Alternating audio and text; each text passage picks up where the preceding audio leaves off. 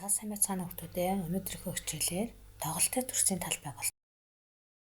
За бодлогоныг 25 м урттай 18 м өргөнтэй тэгш өнцөг төлбөртэй хашаанд хүрээ татхад хичнээн метр төмөр утас хэрэгтэй вэ.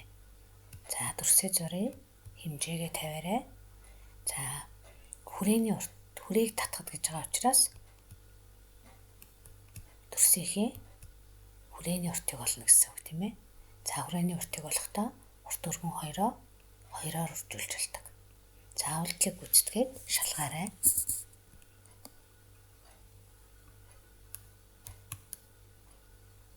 За шалгая. 86 м төмөр утас хэрэгтэй ахнаа.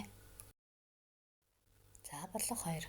Тэгш өнцгтийн харлуулсан хэсгийн талбайд олоод сантиметрээр илэрхийлье. За тэхийн тулд эхлээд харлуулсан хэсэг гэдгийг хаасан хараарай. За эхлээд үрсээ урт нь 12 дм. За өргөн нь 8 дм юм байна. Тэгэхээр төрсөө эхлээд бүтэнгээр талбайг нь олсон байна тийм ээ.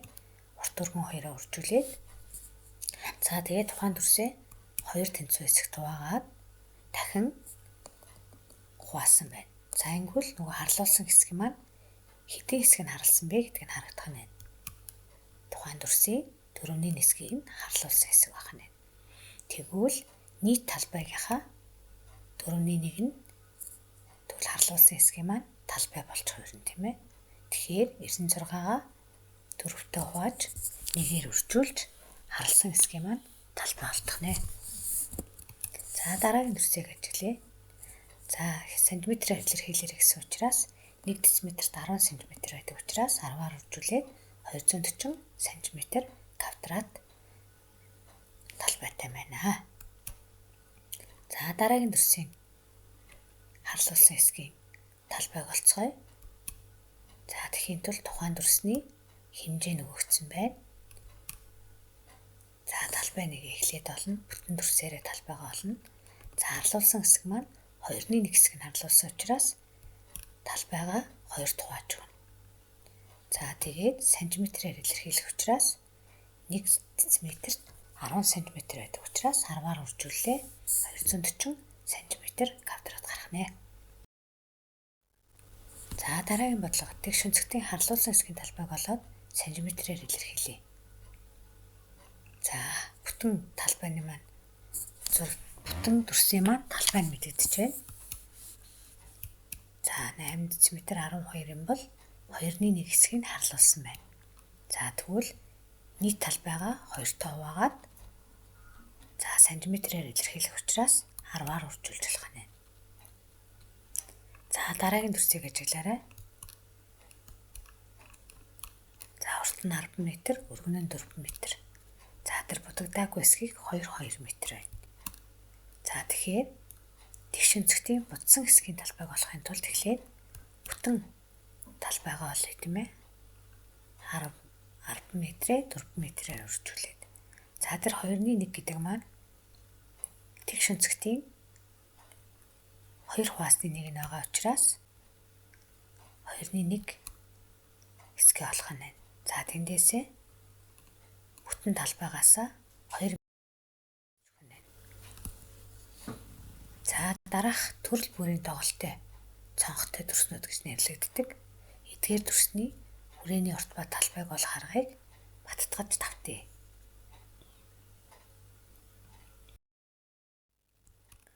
За нэгдүгээр аргыг сонирхъя. Тоглолтыг гүйцээд зурж тэгш өнцгт үүсгэн хүрээний урт ба талбайг олох арга байгаа. Төрсөө гүйцээд зурна. За тэгш өнцгт маань бүтэн болсон учраас эхлээд гүйцээснээ тэмдэглээд за периметр оллоо. Урт нь 10, өргөн нь 4 учраас периметр маань 28 см гарч байна. За эндээсээ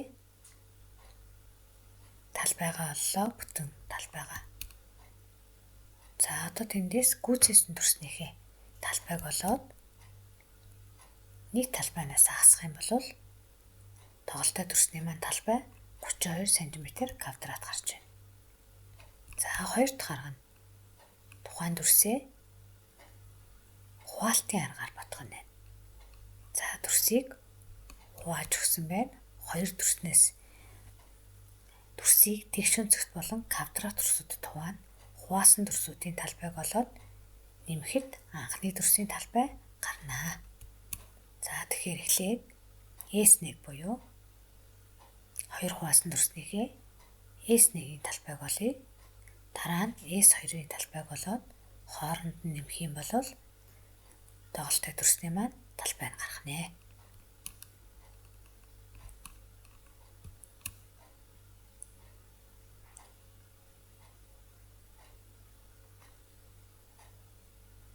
За мөн босоогоор бас хувааж болох нь байна. S1, S2 гэж тэмдэглээд эхлээд S1-ийнхээ талбайг олоод дараагийн дүрсний талбайг дараа нь олоод хооронд нь нэмэх юм бол нийт доголтой дүрсний маань талбай гарч байна. За дараах доголтой дүрсний хүрээний урт ба талбайг олъё.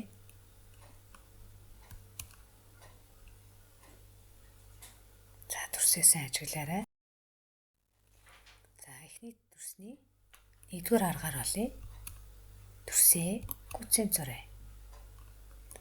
Гүцэн зурсан бол бүтэн дүрсээрээ талбайгаа олно гэсэн үг. Тэгэхээр урт нь 10 см, өргөн нь 8 см болж байна.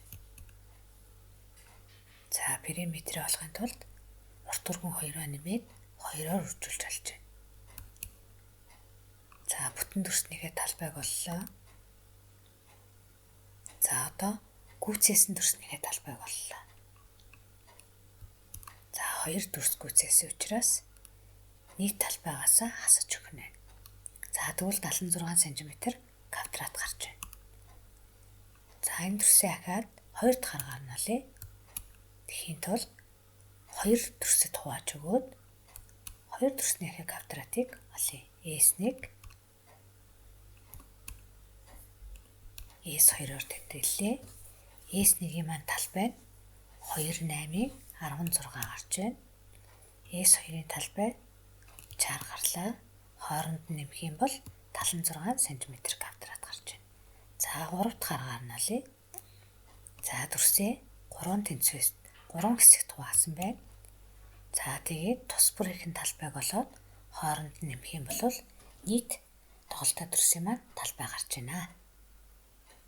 За дэвтэр дээрээ тэмдэглэж аваад бодолтоо хийгээрэй. За дараагийн дүрсийг хараарай.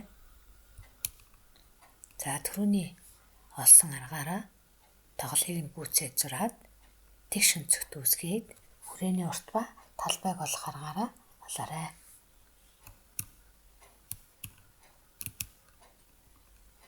За периметрээ эхлээд олоод дараа нь талбайгаа оллоо. Дараа нь гүйцээсэн дүрснийхээ талбайг олоод хасаж өгнө. За тэгвэл доголтой дүрсийн маань талбай 44 см болох нэ.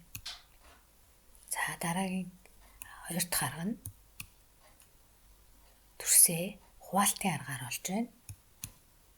3 дүрсэд хуваагдсан гэсэн үг тийм ээ. Тэгэхээр S1, S2, S3-г тэмдэглэлээ.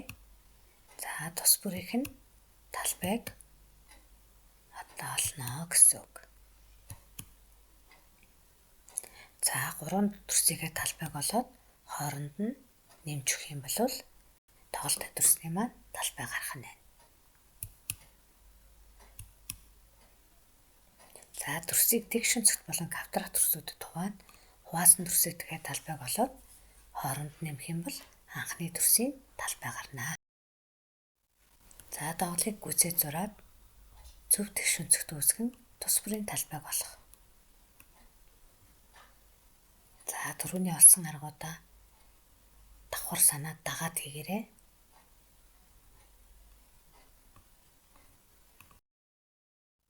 За гэртээ би дараах дүрсүүдийн талбай ба хүрээний уртыг олоод дэвтэр дээрээ зурж тэмдэглээд бодолтой хийгээрэй.